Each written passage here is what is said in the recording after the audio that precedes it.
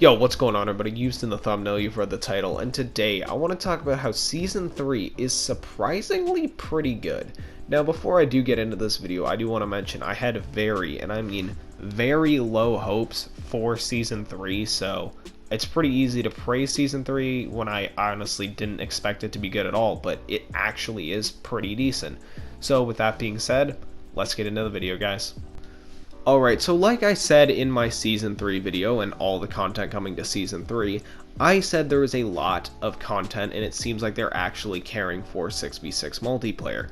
Now with the amount of maps that were coming to the game, I thought, okay, these maps are probably not going to be good. Like Yaman2 is probably going to be pretty bad, and Diesel is probably going to be pretty bad.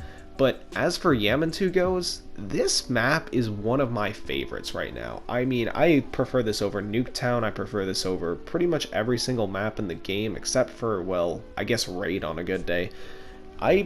This map is amazing. I think it's better than Apocalypse. It's pretty much better than every other map in the game, which is very surprising. So huge props to everyone at Treyarch who designed this map. I love that there's just so many ways to traverse it, especially this rappel spot here, which is super cool, and just all the different levels and everything really makes this map incredibly interesting. Now with that being said, the map of course has its flaws because, you know, you can't have a new season have everything be good, right? The spawns are terrible. I mean, the spawns on Yaman2, it doesn't matter what game mode you're playing, are just absolutely horrid. There's so many times where you'll be like, yeah, the spawns aren't going to flip, and then there's 6 enemies behind you who just spawn behind your back. So I figured out kind of how to play the spawns on Yaman2. If you think the spawns are going to flip, they're not going to flip. If you think the spawns are not going to flip, they're going to flip. Just do literally the opposite of what you've been trained to think for so many years on how spawn logic works. Think the complete opposite and you'll do well. That's pretty much how you have to play Yaman2. The spawns are horrid, but don't worry, that'll be fixed in the mid-season update. As for Diesel goes, it is way too big to be a 3v3 map. It just plays absolutely boring on 3v3. It is way too slow, even with objectives in 3v3. It is just way too slow. So I'm hoping it's good in 6v6, but over the hours I have been playing Season 3, I have not been able to get it in 6v6. I don't know if it's not in the rotation. I don't know if they lied about it being a 6v6 map. I don't know what's going on, but it is just... oh my god, it's so bad in the 3v3 playlist. I don't know why they thought it would be a good 3v3 map, but fingers crossed it plays good in 6v6.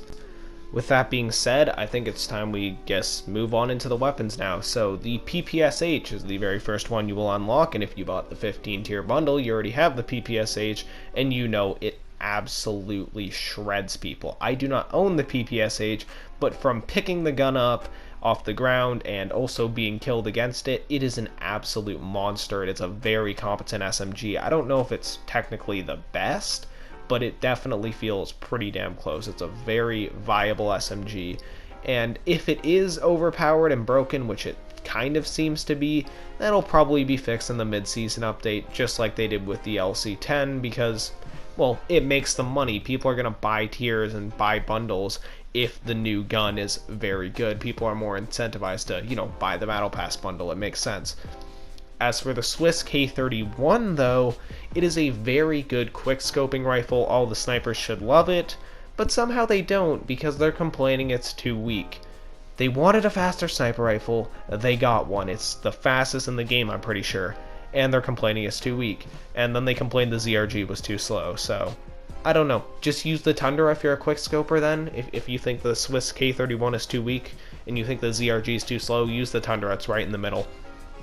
Honestly, I don't think they need to add any more snipers to this game. I think they've gotten it down perfectly. They have fast ones. They have everything there. So honestly, completely filled out the sniper category. I don't really think you need to add anything there anymore.